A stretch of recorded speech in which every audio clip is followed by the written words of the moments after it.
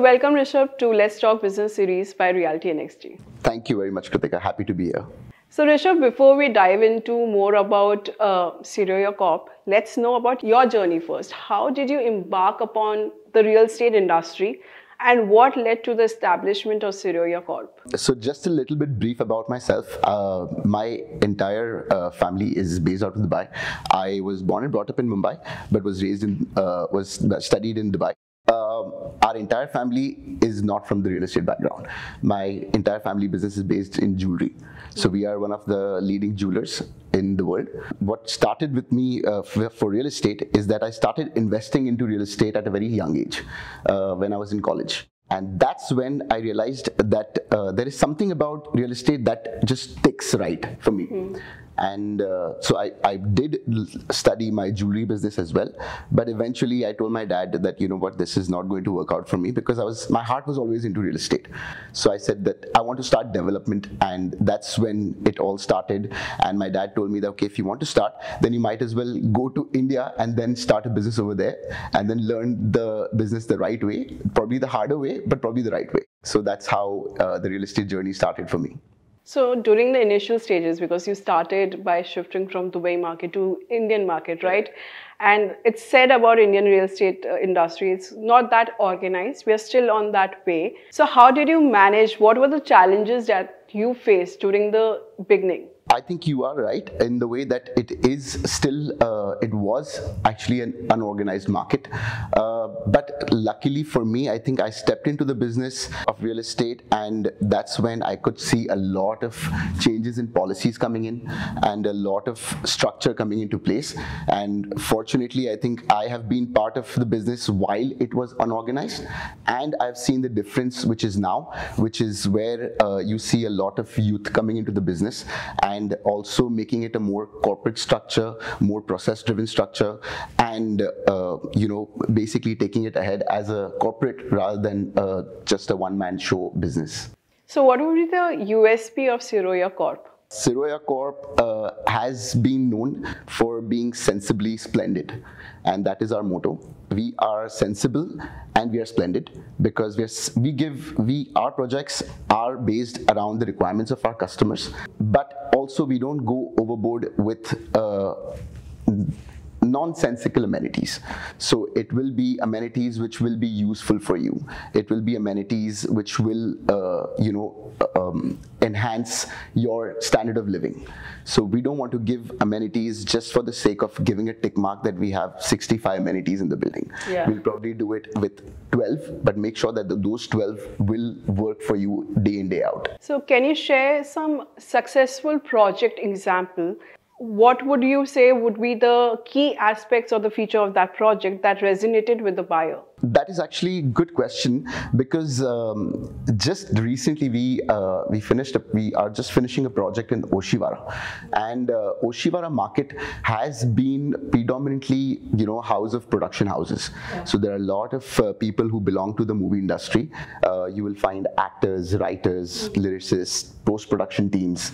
And so one of the selling points that we could gather from there was that you know, we should have a business center in the building, a co-working space, and that's what we got incorporated into the building.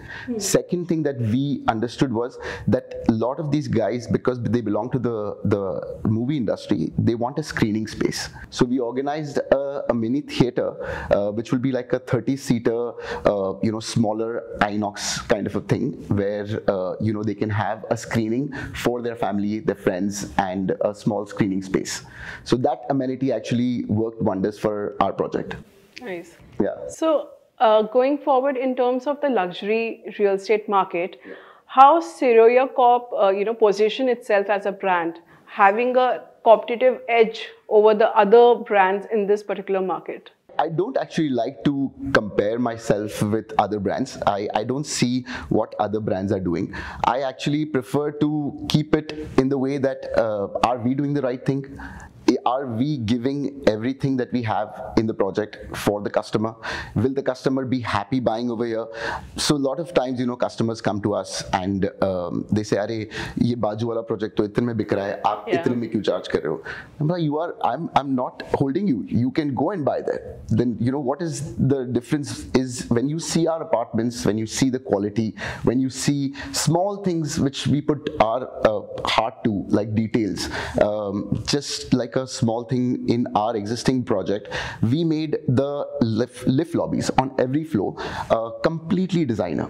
So that gives just not the customer, but even his guest when they come in, they get a feeling of, oh yes, this is a standard building. This is something which is very good.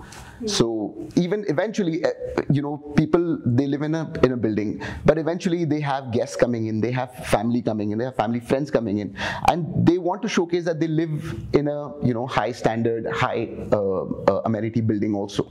Yeah.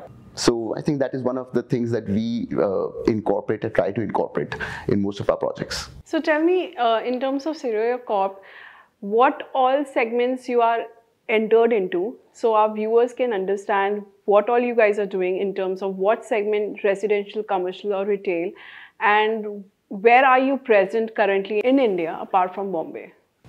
No, so our focus has always been Bombay, and we want to concentrate only on that. I like to call ourselves more like a startup development company, where we are not from the legacy of developers who've come in. We are a first generation developer company, and we try to take pride in that, because I feel that we have done or achieved something till today that probably a lot of brands who've been in this industry have not been able to. So we've achieved good customer satisfaction, good customer loyalty. We've achieved multiple customer comebacks again. Coming back to your point about which segments we focus on. So recently we have shifted our focus to also explore office segments. We are actually we've just closed a deal recently, and we are targeting office segments now, but we don't want to get into the smaller office segments of those 250 and 300 square feet. So we are still on the paper, we are working on it, that how do we plan it, but it will be something very exciting. We noticed during post-pandemic, we noticed that home buyers now want to put their money on the branded developers, right? Because they know they will get the possession on the right time. They know the amenities that has been promised to them will be provided.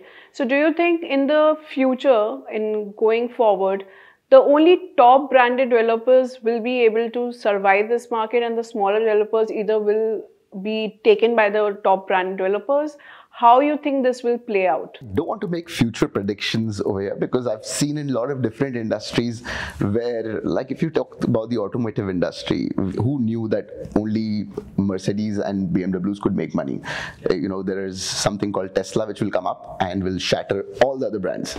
So I don't think making these kind of future predictions is important, but yes, what you're talking about, branded developers who do care about their image, care about their product, they will definitely last. That is my belief. So will that impact the emerging developers, the young developers who are still making their mark? Because to convince a home buyer about that particular new brand, even Siroya Corp being the first generation brand, how do you convince the customer then? This is from my first-hand experience. This is what happens so real estate, especially in Mumbai, is a very, there's a hard barrier to entry into this industry. And as a developer, this is probably something that if someone told me earlier, I might have thought second time of entering the market. But your product will speak for you. True. And in real estate, you cannot really deliver product overnight. It takes time, it takes patience, it takes a lot of capital, and then you see and reap benefits of it over the years. But it's the first few years that you have to give into it, prove your product, prove your metal, and prove that you can actually deliver what you can show on brochure. So if you are able to do those things right, with the right intention, I don't think there is anything that is going to stop you from any industry though.